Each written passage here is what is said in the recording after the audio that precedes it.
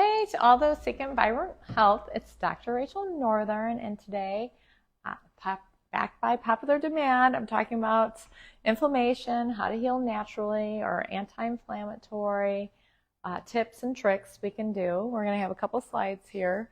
First, I want to just really talk about how there's all kinds of videos on my YouTube channel. So if you've been following me or catch me here on Facebook or on my YouTube, I have a channel. We have lots of videos of all different topics of healthy healing, things you can do naturally, and information. So if you want to go to my YouTube channel, Rachel Northern, DCCACCP, or if you pull up Rachel Northern and start seeing my face, you can do that. You can subscribe to that, and then you automatically get any new videos that we put on. We try to do one big one once a month, and usually like once a week or every other week, we're doing little tiny 3 to 5 minute videos on different health tips.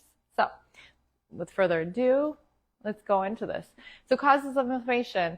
So most of the time people think of inflammation, they think of maybe spraining their ankle, or they think of arthritis and swollen knees. I have a lot of patients, particularly older folks, that come in with like these knee complaints or hip complaints or shoulder complaints of inflammation. So we're going to kind of talk about like how did it get there, and ways to help yourself.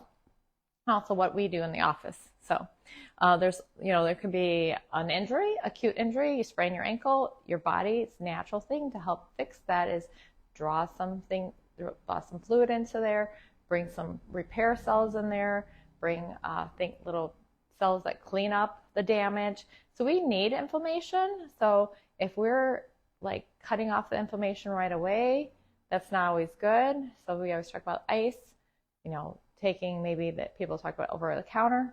There has been research saying if you do an over the counter, like an NSAID, like an Advil, that actually extends the healing cycle because you're inhibiting the body's natural healing processing. So I usually tell people more like ice, or try to help just mediate those things, decrease the pain maybe, but you want the body to be able to heal. So at the same time, we have environmental factors. Right now, unfortunately, we have exposure to things that cause inflammation, whether food additives, other things we breathe in, the irritants in our ear, irritants in our food, irritants in our water. We can't really get around it, unfortunately, in our society, but there is things you can to help your body and protect your body to combat that.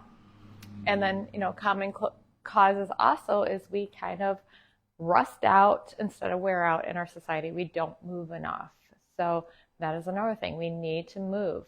Like our joints need motion. Motion is life. It helps move our fluids. And so it helps fluid not accumulate and inflammation creep in. So these are ones we just talked about: lack of exercise, chronic stress. So people don't think about how our mental state actually affects our body. And our mental state, if we're stressed, we release a lot of hormones, stress hormones, that actually are caustic to our body or inflammatory in our body. So if you're mentally stressed all the time, you're perpetuating your body to be inflamed. So making sure to do some of these tips we're going to talk about to like calm your mind as well is important to combat inflammation. Obesity, so those people that are overweight and have those extra pounds, that is just a cumulative of inflammation as well. Irritants, that also causes more stress on the joints, which is going to increase inflammation. There's too many of our unhealthy bacteria in our gut. So that's another thing that contributes. If you're eating foods that are not healthy for us, that just stimulate inflammation and causes maybe a leaky gut, as they say, we're getting things into our bloodstream that should be broken down better because we're not digesting properly, and then it just causes this whole cycle. Also, we have overgrowth of certain things like candida that's in our digestive tract because of too much sugar, which we're going to talk about a little bit later too. And that feeds the bad, and that causes inflammation because the body's like, this is too much of these bad guys, and the body's trying to combat it. So that's not good. And then if you don't have enough of the good guys in your good bacteria, that also can't combat the inflammation. So definitely gut health plays into it. Mental health plays into it.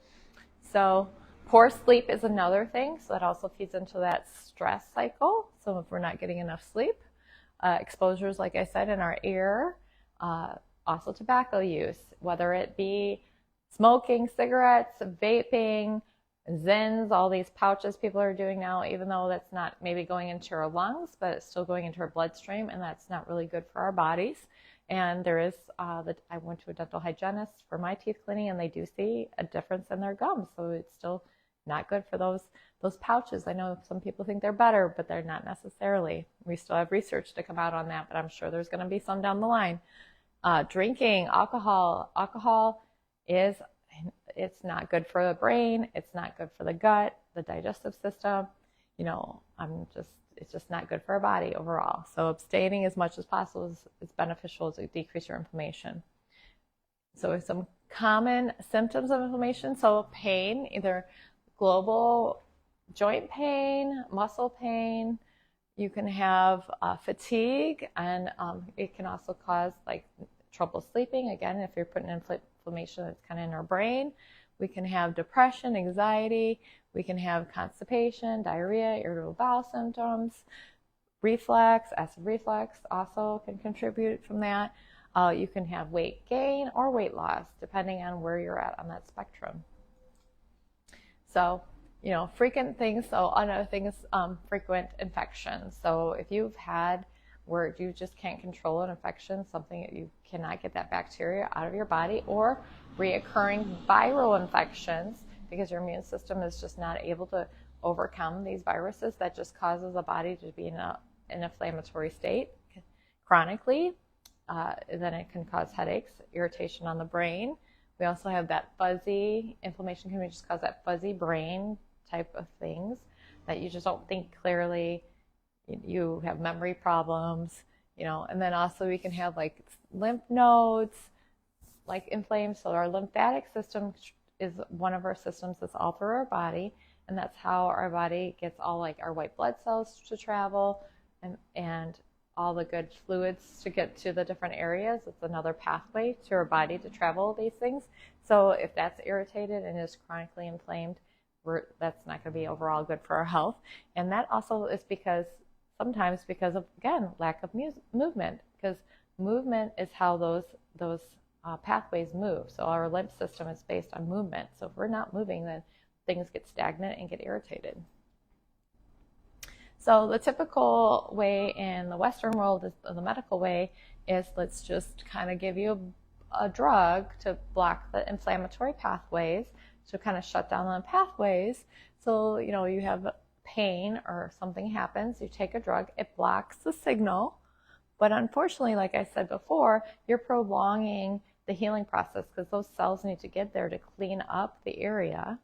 And so we got a long thing, and then it kind of circles back, and then it becomes a cycle because it doesn't really ever put the fire out completely, because we're just delaying things and stopping things. And the body needs the full resolution of healing to go through. And so what happens is people are like pain, drug, pain, drug, pain, drug, and that kind of goes down this bad cascade, which we now do have evidence and research saying it's causing problems with our stomach, causing problems with liver, causing problems on some kidneys. So because we're stuck in this cycle, and then also the body has to filter these drugs out of our system, which is another problem. So our holistic way we kind of address these things is chiropractor, obviously, yoga, movement. We've talked a lot about movement. As a chiropractor, it's really important for me to help people with their spinal alignment and the nervous system to optimally function, making sure they're able to move properly and get those joints in their proper position. So it takes stress off the nervous system, takes stress off the joint. When the joint's in the proper alignment, it's going to move the most efficiently, and that's going to help the body overall, physically and with the nervous system overall. Communication. We talked about the mental health, breathing, making sure we breathe, taking some herbs that we know that are anti-inflammatory, that don't have that dependency, that actually help the body come to resolution. It supports the body's natural processes and not interferes with the process of just reoccurring and letting that fire resurrect, the inflammation spike again. So it's just kind of working with the body to bring things down. And then, eating our colors. So we talk a lot in my videos about eating the rainbow, not the skills, but all the fruits and vegetables, all these beautiful colors that actually help our body heal.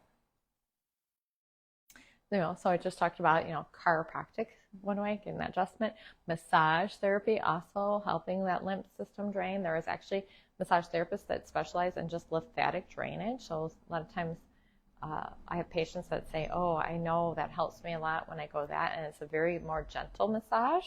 So that's something that's helpful.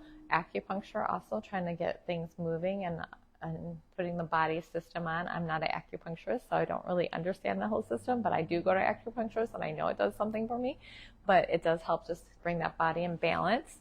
And then physical therapy, like if you are trouble, say you do have an old injury that's not resolving, maybe you have muscles that are out of sync, that aren't moving the right way, and going to a physical therapist is going to help you get those moving properly. They're going to evaluate you and see what needs to be strengthened and what needs to be stretched.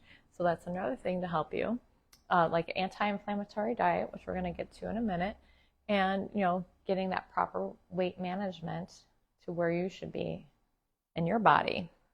So the supplements I generally recommend, I pretty much recommend these broad-based for everyone needs these. Omega-3s are really important. We should at least have 2,000 milligrams a day of healthy omega-3s.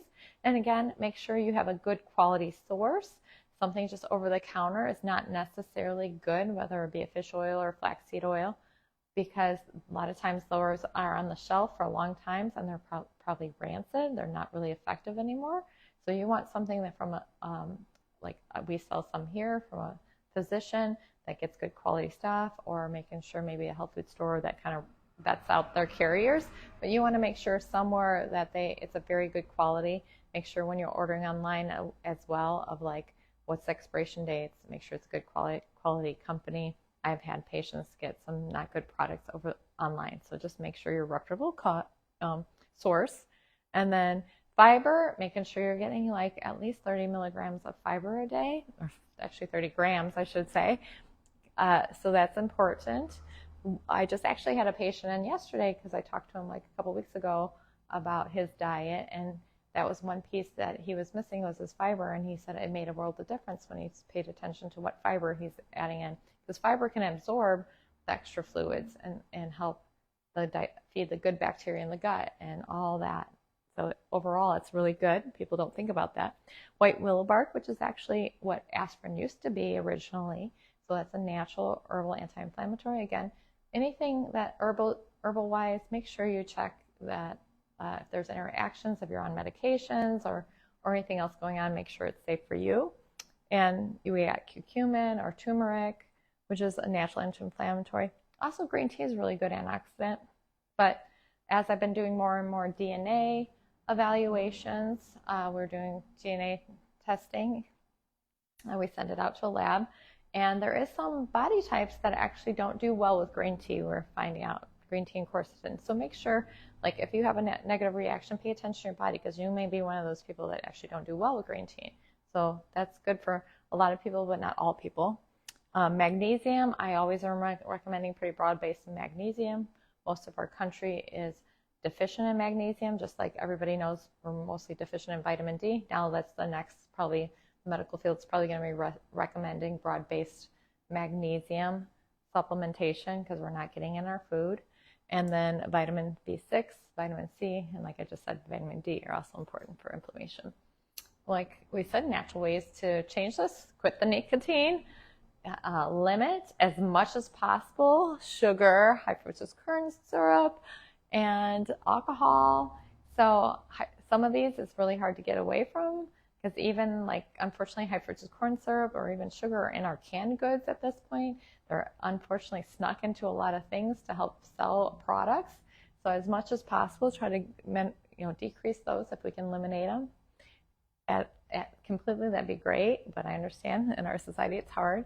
Manage your stress, trying to find ways to manage your stress. There is a lot of data out there. I even have a patient of mine that goes into ChatGPT and asks different things, and she actually does this whole dialogue with her ChatGPT and the the AI systems, any of the AI systems, And she's like talks to him, and then she asks for a meditation, and it gives it to her. So it's kind of funny. I'm like, I don't like putting my information out there, but it helps her.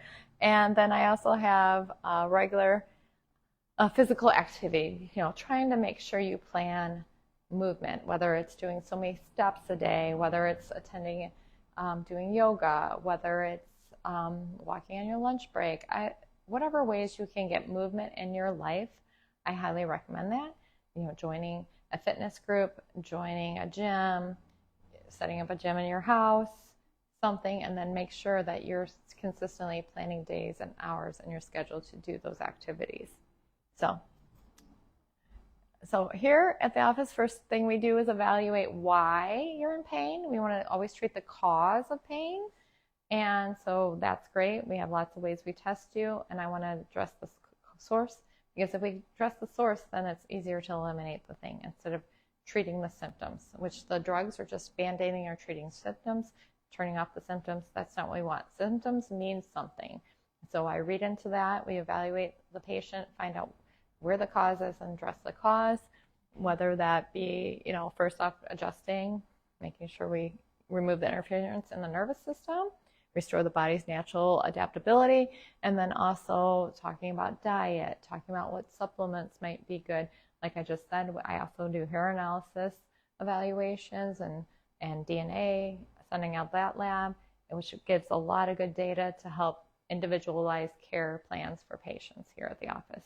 So again, if you're interested in becoming a patient, if you're local here to Johnsburg, you can always message us through the website, thedoctorandyou.com. You can text our phone number, 815-344-0113.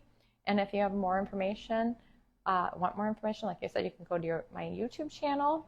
Also, if you're looking for a doctor near you and you're not in my region, you can always text us and give us your zip code, and we can try to find someone maybe similar to my style. Take care.